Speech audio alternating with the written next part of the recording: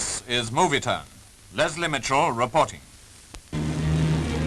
At the corner of 5th Avenue and 34th Street in the center of New York's shopping district stands the world's tallest building, 1,248 feet high, the Empire State Building. It's a gigantic place filled with offices and workers, almost a business city on its own. A building with express lifts and wonderful views that attract all visitors.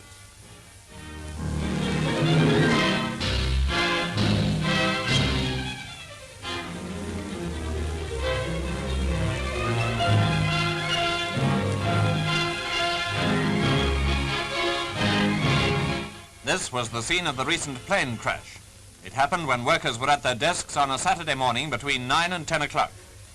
Miles away, a Mitchell bomber had taken off from Bedford, Massachusetts.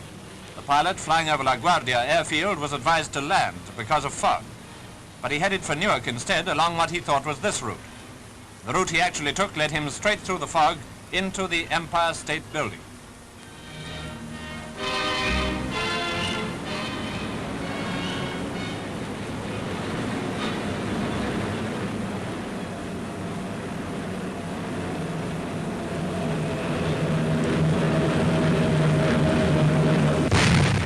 The plane crashed into the 78th and 79th stories at a speed of about 200 miles an hour. It smashed through 7 walls. Blazing petrol set 11 stories of the building on fire. No one knew what had happened. The wildest rumors spread through New York, but firemen were on the job and in very quick time they had the fires out.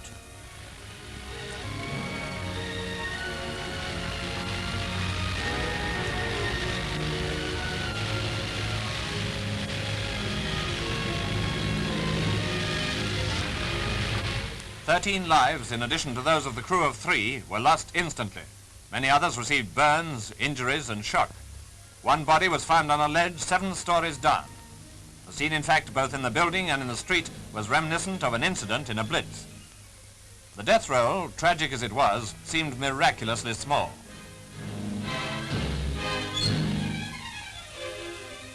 One of the plane's props was found embedded in the wall. One of the lifts plunged down 80 floors.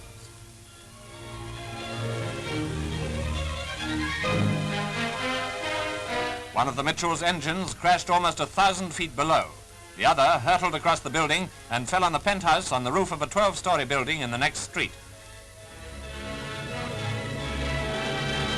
Other parts of the bomber crashed into the busy 34th Street, yet no one down there was injured. Here it also looked like an incident, but 2 days later the Empire State Building was open again. Business as usual, in fact. When Marshal Petain entered the court on the 2nd